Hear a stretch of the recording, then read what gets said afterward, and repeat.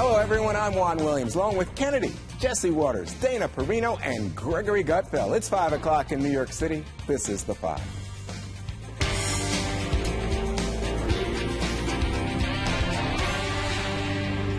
Jordan, I have indulged you with extra time, but I appreciate it. My indulgence is wearing out. I appreciate it. There is a question, right? Our indulgence wore out with you a long time ago, Mr. Chairman. Well, I'll tell you that. I'm about to gavel you down. Another testy day on Capitol Hill. Democrats and Republicans clashing during the second public impeachment hearing, this time over testimony from the former ambassador to the Ukraine, Marie Yovanovitch. Republicans zeroing in on if the witness had firsthand knowledge of key events. There are a number of events you are investigating to which I cannot bring any firsthand knowledge. Were you involved in the July 25th Trump-Zelensky phone call or preparations for the call? No, I was not. Were you involved in the deliberations about the pause in military sales to Ukraine? No, I was not. No, I was not. Did you ever talk to President Trump in 2019? No, I have not. Mick Mulvaney? No, I have not. Thank you, Ambassador. I'm not exactly sure what the ambassador is doing here today. And one of the biggest moments coming when President Trump tweeted an attack on the former ambassador in the middle of the hearing. Chairman Adam Schiff then read the tweet. Take a look. I'll read part of one of his tweets. Everywhere Marie Yovanovitch went turned bad. And now the president in real time is attacking you. What effect do you think that has on other witnesses' willingness to come forward and expose wrongdoing? Well, it's very intimidating. Democrats accusing the president of witness intimidation. Here's Trump's response. Tampering is when a guy like Shifty Schiff doesn't let us have lawyers. Tampering is when Schiff doesn't let us have witnesses, doesn't let us speak. I've been watching today. For the first time, I started watching, and it's really sad. By the way, it's a political process. It's not a legal process. So if I have somebody saying I'm allowed to speak up.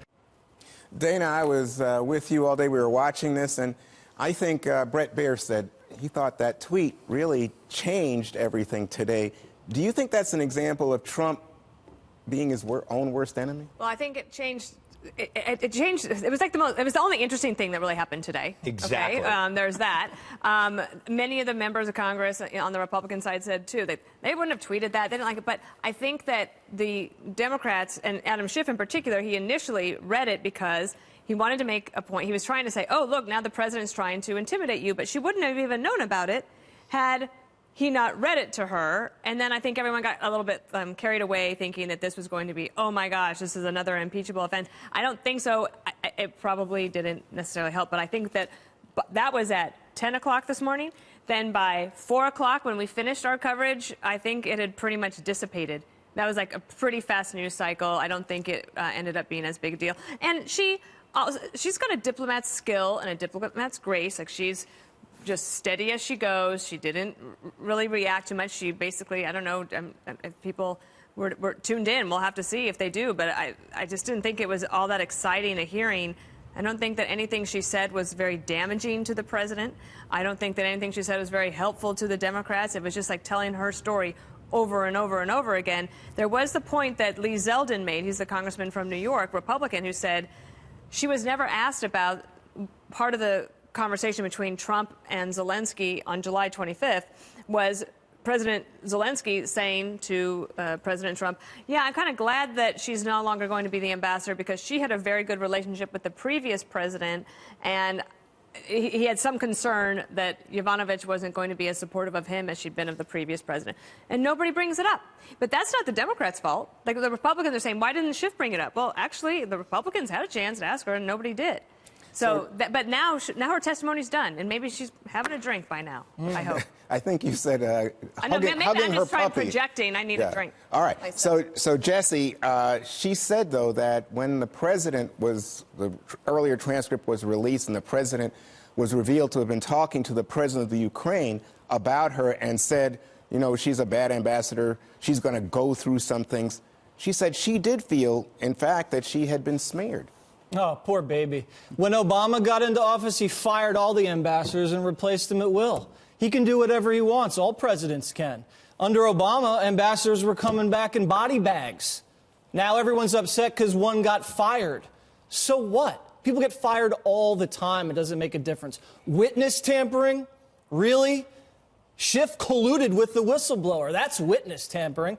Bribing? How about when Obama sends pallets of cash to Iran? More of a bribe than this. Freezing aid for a blink of an eye? That's a bribe.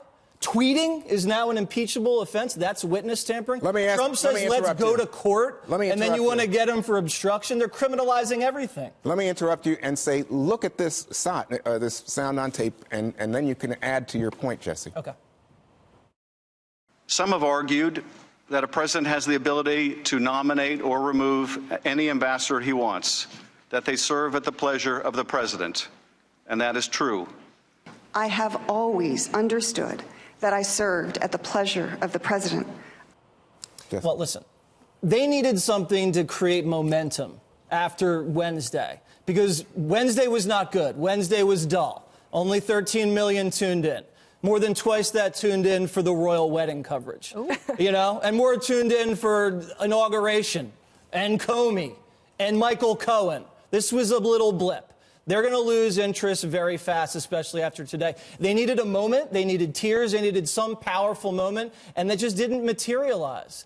And the Dow just broke another record. Yeah. I just think everyone's lost touch with the American people on this, and they don't see it because they're so wrapped up in what's happening in D.C. All right, so Greg, I wanted to play another shot for you and see what your reaction might be. Please do. I shall react. How did that make you feel? Terrible, honestly. Were you aware that President Trump had specifically made reference to you in that call? No. What was your reaction to learning that?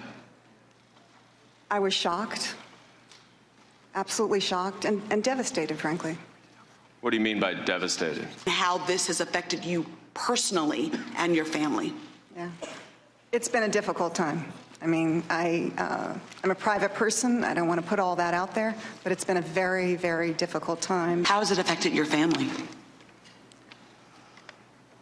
I really don't want to get into that, but thank you for asking. Greg? Yeah, they really wanted her to cry there, and they didn't get it. Look, she's a nice lady. She's had a long career. That's irrelevant, okay? That entire hearing was a travesty. It was an irrelevant hearing because it was based on emotions, interpretations, feelings, and reactions to feelings about being fired. A natural process that I know personally about 3 times. I've been fired 3 times. I never had a hearing. And by the way, I defend the bosses. In my 3 times that I was fired, I was a really good employee. But the reason why I was fired? New boss. Yep. New boss comes in, he wants new people. If he doesn't feel that you're going to be loyal, he gets rid of you. That happened to me when I was at Men's Health. That happened to me at Stuff and Maxim. I get that. The fact that they did a hearing where they talk about, quote, felt threatened, or they talk about Trump attacks. She is not immune to Donald Trump the way none of us are. None of us are immune, right? He comes in, he shakes the box. She's just somebody that got fired. This is why this process is dead. Because there is no bipartisan support for this, because we all know that what happened is completely legitimate, which is why it's so ugly and why people are mad at each other, because they know it's BS. Can I briefly just say, though, but in fact, the Trump administration had renewed her in March, and then you see things change, and then the firing. And who cares?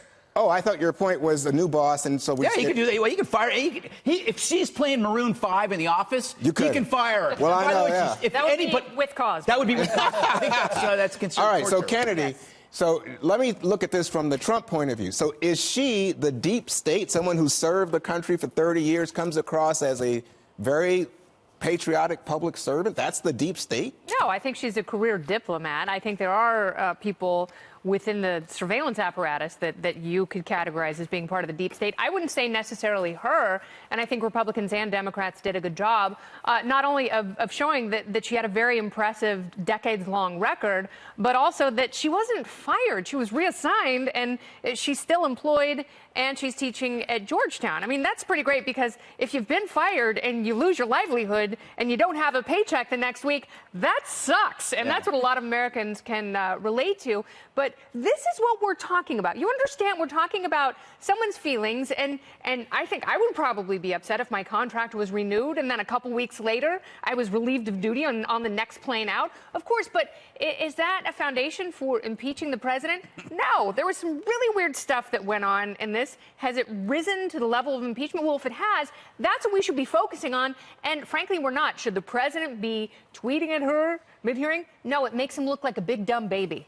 And he makes her look like a victim. And if he had just let it go, the last 2 days of hearings and testimony would have been a snooze fest. And to Dana's point, the news cycle moves so quickly that even the tweet is being forgotten. Hey, Dana, one last thing before we go. The White House tried to preempt some of this by releasing a transcript of the first phone call earlier at the time of the hearing was starting. Yeah. But then when that came out, it looked like the president didn't talk about corruption. Well, we only have a little bit of time. I'll just explain. So anytime there is a call between world leaders, then usually there's a readout, and often the press office goes to the National Security Council. They get the information. What did they talk about? Okay, fine. Or you listen in, you do it yourself. And there's just discrepancies, right? The National Security Council statement that was released through the White House press office said they talked about corruption and territorial integrity and the sovereignty, and they didn't talk about any of that. Right. But again, that's not impeachable. It's just a thing that happened today. All right.